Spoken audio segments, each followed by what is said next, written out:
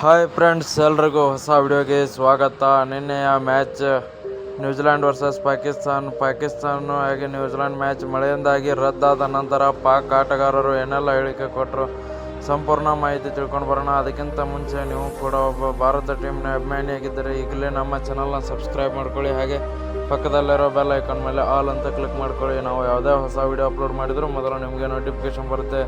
ನಿನ್ನೆ ಒಂದು ಮ್ಯಾಚ್ ರದ್ದಾದ ನಂತರ ಬಾಬರ್ ಅಜಮ್ ಅವರು ಒಂದು ಪ್ರೆಸ್ ಕಾನ್ಫರೆನ್ಸಲ್ಲಿ ನಾವು ಮತ್ತೆ ಭಾರತ ತಂಡದ ವಿರುದ್ಧ ಬಂದರೆ ಗೆದ್ದೇ ಗೆಲ್ತೀವಿ ಅಂತ ಹೇಳಿದ್ದಾರೆ. ನೆಕ್ಸ್ಟ್ ನೋಡೋದಾದರೆ, ನಿನ್ನೆ ಮ್ಯಾಚ್ ನಡೆದಿದ್ರು ಕೂಡ ನಾವೇ ನ್ಯೂಜಿಲೆಂಡನ್ನು ಸೋಲಿಸಿ ನಾವೇ ಗೆಲ್ತಿದ್ವಿ ಅಂತ ಒಂದು ದೊಡ್ಡ ಸ್ಫೋಟಕ ಹೇಳಿಕೆ ಕೊಟ್ಟಿದ್ದಾರೆ ಅಂತ. ನಾವು ಹಾಗೆ ನಮ್ಮ ಭಾರತ ತಂಡ ವಿರುದ್ಧ ಕೂಡ ಗೆದ್ದೇ ಗೆಲ್ತೀವಿ ಅಂತ ಹೇಳಿದ್ದಾರೆ.